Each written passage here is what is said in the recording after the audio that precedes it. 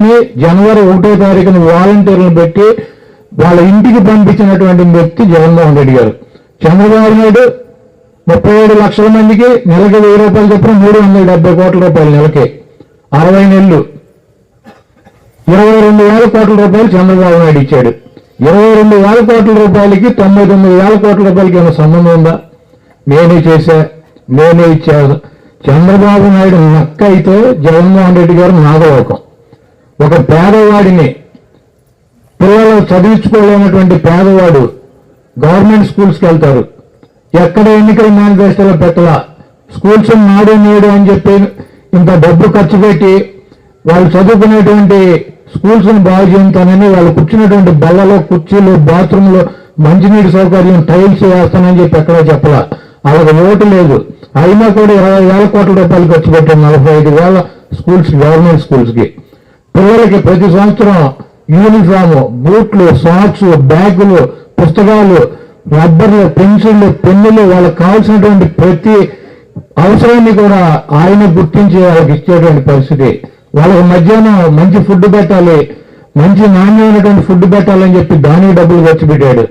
అదేవిధంగా వాళ్ళకి చదువుకునేటువంటి పిల్లలు, నా పిల్లలు, జగన్మోహన్ రెడ్డి గారి పిల్లలు, లేకపోతే ఊళ్ళో ఉన్నటువంటి పెద్దవాళ్ళ పిల్లలు చదువుకునేటువంటి ఇంగ్లీష్ మీడియంలో చదివించాలని చెప్పి ఇంగ్లీష్ మీడియం స్కూల్స్ని తీసుకొచ్చి పేదవారి పిల్లల్ని కూడా తన పిల్లలుగా భావించి వాళ్ళు చదువుకుని దేశంలోనే, ప్రపంచంలోనే ఎక్కడికి వెళ్ళి ఉద్యోగం చేసుకున్నా, వ్యాపారం చేసుకున్నా ఆర్థికంగా పైకి వస్తారు, వాళ్ళ కుటుంబాలు పైకి వస్తాయని చెప్పి నమ్మినటువంటి వ్యక్తిగా. కాబట్టి మీ పిల్లల్ని స్కూల్కి పంపించండి, నేను తల్లులకు డబ్బులు ఇస్తాను, వాళ్ళని స్కూల్కి చేరగొట్టి పనులకు పంపించొద్దు అని చెప్పి అమ్మఒడి ఇచ్చి 60,000 కోట్ల రూపాయలు 5 సంవత్సరాల్లో పిల్లల విద్య కోసం ఖర్చు పెట్టినటువంటి వ్యక్తి జగన్మోహన్ రెడ్డి గారు.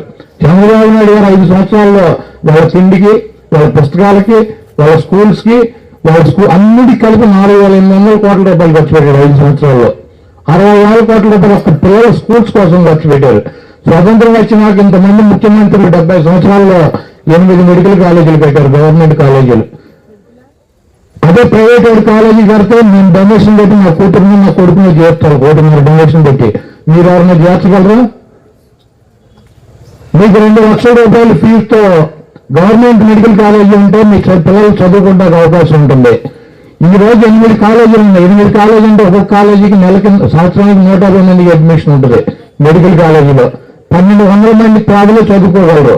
ఈ రోజు 17 కాలేజీలు పెట్టాడు ఆయన.